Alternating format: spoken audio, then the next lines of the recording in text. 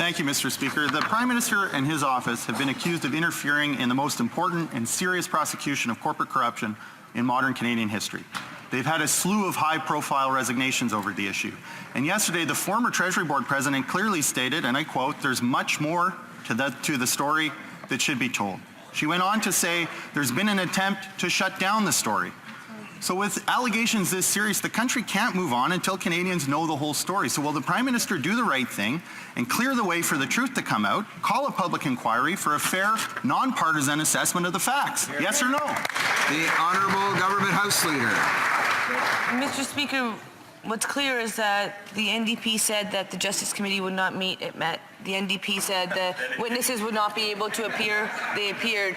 The NDP said that the former Attorney General would not be able to speak. The Prime Minister waived solicitor-client privilege as well as cabinet confidence, something that has not happened in the history of our country, to ensure that she could speak. The NDP will continue to say no, but we will say yes to Canadians. We will say yes, Canadians. We will fight for you while they choose to play their politics just like the Conservatives are. There was a time that the NDP would at least talk about the issues of the day, but today they are talking about politics as well.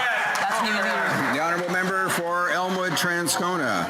Well, I'm sorry, Mr. Speaker, but you don't get to move on to talk about other issues when you have a serious cloud of corruption hanging over you. Public service isn't transactional. It's not we announce a little program here and we get to help our buddies over here. That's not how it works, Mr. Speaker. And with respect to the Justice Committee, we know full well that a Liberal majority on that committee shut down the study. We know because the former Attorney General wrote the Justice Committee today and said she has more to say and hopes that the committee will accept her comments. She also said that those comments will be limited by the restrictions on the waiver that the Prime Minister issued. So will he lift the waiver, and will they create a forum for these former ministers to speak? The Honourable Government House Leader.